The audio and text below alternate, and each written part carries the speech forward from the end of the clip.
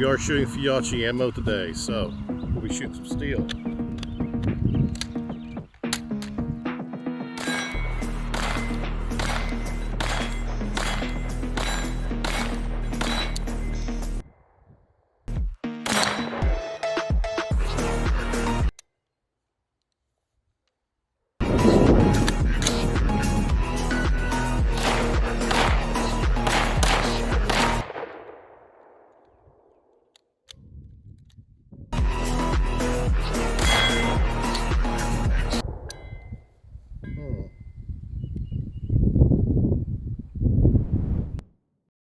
What's up guys, Jake with Tactical coming to another special video. Today we're going to make one of those videos I don't really make too often. It's going to actually be a negative video. We are talking about the Midwest Industries 3.5 pound drop-in trigger. This is a trigger I picked up a little while back because I was looking to replace my mil-spec triggers in my ARs. Got this thing I think for like $150, $160, but I was just checking online and they actually sell themselves, Midwest Industries, for over 170 bucks.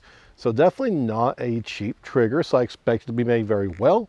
Sometimes the tolerances may not exactly be up to par, and so you have to expect that sometimes it requires some finagling. You usually know that when you get one of these, it's going to work right out of the box without really any major issue. I got this trigger thinking that it might be a little bit better, a little bit smoother, a little bit of a crisper break than what I'm typically using, which are, by the way, are CMC 3.5 pound triggers. I put this in my Adams Arms AR-15 that I have had literally since, God, when I first got into ARs. It was my second AR I ever bought. First one being one of those crappy plastic polymer lower and uppers. That's besides the point though. So essentially this was put in my very first AR that I've got tuned out very nice, very perfect, very chef's kiss. And I started having issues with this trigger. Now my first impression was, okay, maybe a little bit of the bolt carrier group and stuff. You know, it's been a while. It's been kind of sitting, on my shelf for a while and not being used. Maybe it just needs to kind of get worked back into it and kick the rust off. Maybe it will start working after that. No, it did not. I experienced an issue that I've not actually seen with any other trigger so far.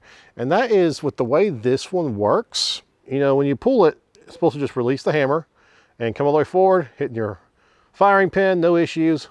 Then you eventually get cycled back to the starting position. Sometimes, not exactly sure what the factor was, but sometimes I'd pull the trigger and it would release all the way up to about like a 1/4 inch of the full motion, like right there. Look at that, I just did it, see?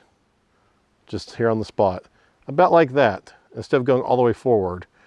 And then when I pull the trigger again, it'll just do that last little bit of motion right there, which obviously is not going to be enough to actually strike the primer and make it go off. Really weird issue. I couldn't get my gun to function. So I would have a good round in the chamber. I would cycle the round back out, and obviously that would reset the trigger back, and then I would sometimes get the actual next trigger pull to work. It was really inconsistent. Obviously, once I figured out this trigger was the main culprit of the problem, there wasn't going to be any gas settings or lubing of the bolt carrier that's going to fix this. It's just a built-in flaw, I guess, from the factory when they were testing these. Now, the thing that really sucks about it is you'll see if you look down in there, there's actually what they've covered up, a little set screw that you can't actually adjust. Like they put this acrylic or whatever stuff over the hole where the Allen wrench would go. They did that purposely so you can't actually make adjustments, because they say they've got set just right the way it needs to be so that everything works accordingly. Well, apparently that was a lie. It's false.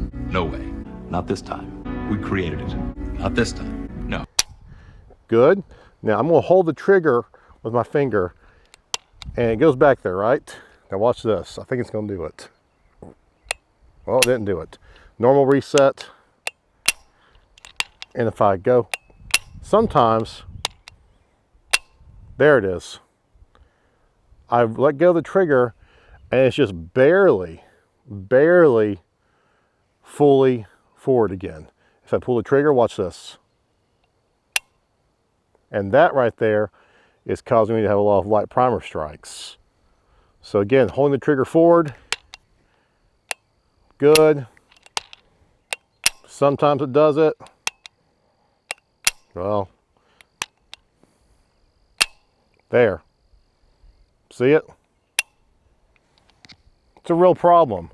Now, obviously, as a consumer, the next thing I need to do is contact Midwest Industries, explain the situation to them, maybe even show them this video and see if I can send this off to them to kind of get worked on or replaced. That's part of the reason why I'm making this video, but I also want to make it for you because I want you to be aware of this kind of issue. It just happened to be with Midwest Industries for me, but it could be really any manufacturer. So the moral of the story is always make sure to test and check everything you put in your ARs, your pistols, or whatever it might be.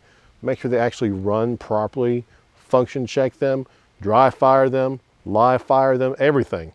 Really put them through the test, because even with dry firing this, I didn't pick up on the problem. It was only when I was actually testing out in the backyard, you know, just having fun with it for a video, that I noticed it was having that flaw. I wasn't planning on making a trigger review today. I was planning on making an AR review, but that's just not going to happen today. And where I'm at my old house here, shooting on the property, I don't have any of my tools or different things to try to work this out. So I'm pretty disappointed with this. You know, I don't like to make bad reviews necessarily. I like to kind of keep things positive, but if I come across a serious problem like this, I do think it's very important that you know about it. This is my first time with Midwest Industries as far as their triggers go. I've got other Midwest Industries parts like their hand guards and rails and stuff like that, no problem, but this is my first time using a Midwest Industries trigger, and we're having weird stuff like this happen. Check out your gear, test everything, make sure it works. Don't just dry fire it, actually live fire it. Put 1,000 rounds through it if you can. Make sure it actually works. Make sure you don't have this kind of problem, because that is a huge, huge catastrophic failure. Guys, I know this is a little bit of a shorter video, a little bit different than what we typically do, but I just wanted to bring this to your attention. I am going to contact Midwest Industries, see what they can do for me. And after we get the situation resolved, I will make a follow-up video and let you know how things turned out. Or maybe they don't turn out well. I don't know. We'll find out together.